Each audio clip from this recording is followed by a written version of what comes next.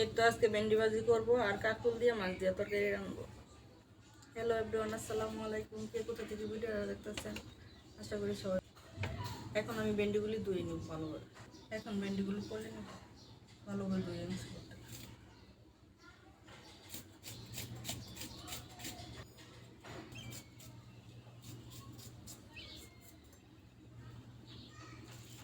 এই তো আমার ভেন্ডি পোলা শেষ।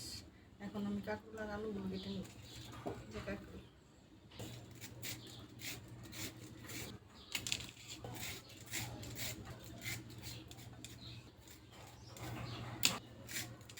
এখন আলুগুলি কেটে নিব। তো আমার কাকুল আর আলু কাটা হয়ে গেছে। এখন পেঁয়াজ আর টমেটো কেটে নেব। এখন আমি ভালোভাবে সবজিগুলি ধুয়ে নিব। তরকারিগুলো ভালোভাবে ঘর থেকে ধুয়ে আনছি, আরেকটা ধোয়া দিয়ে উঠিয়ে নেব।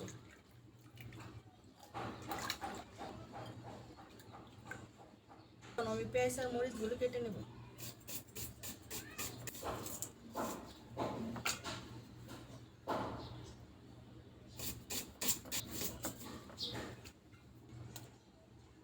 এখন কাঁচামরিচগুলো কেটে নিচ্ছি। এখন আমি টমেটোগুলো কেটে নেব।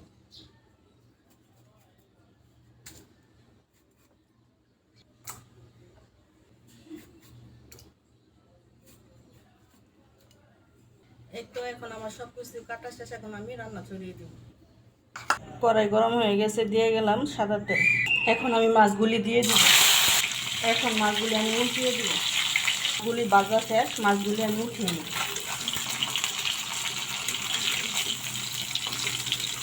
এখন আমি মাছ ভাজা তেলে কাঁকরোল আর আলুগুলি ভেজে নেব।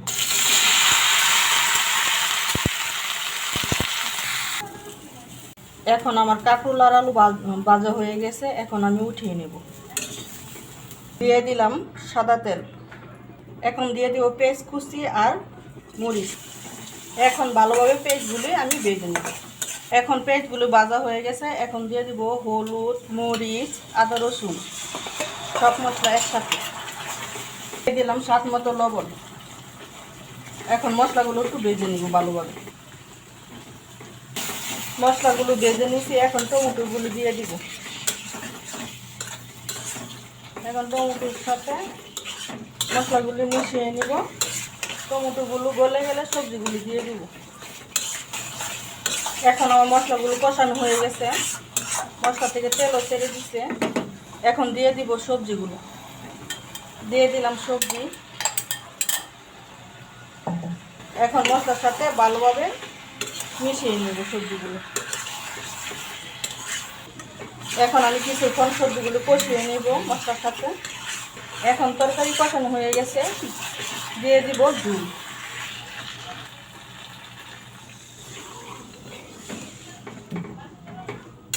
তরকারিতে ঝুল দিয়ে দিলাম পরিমাণ মতো। তারপরে দিয়ে দিব মাছ। প্রায় 10 মিনিট পরে ঢাকনা খুলে দেখি আমার তরকারি বলক এসে গেছে। এখন আমি মাছগুলি দিয়ে দিব।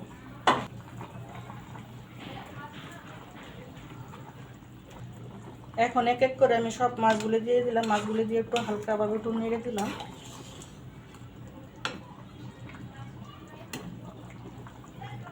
দেখে নিলাম লবণ ঠিক আছে কিনা। সব কিছু ঠিকঠাক আছে। আর 10-15 মিনিট জাল হলে আমার তরকারিটা হয়ে যাবে।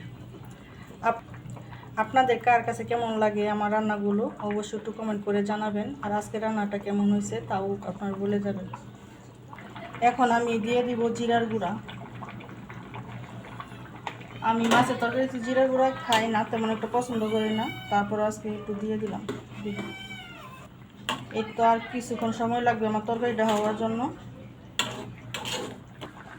গ্যাস নাই তো ওই জন্য একটু রান্নাটা একটু দেরি হয়।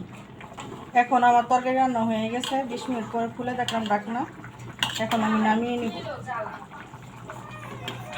এই তো তরকারির ফাইনাল লুক।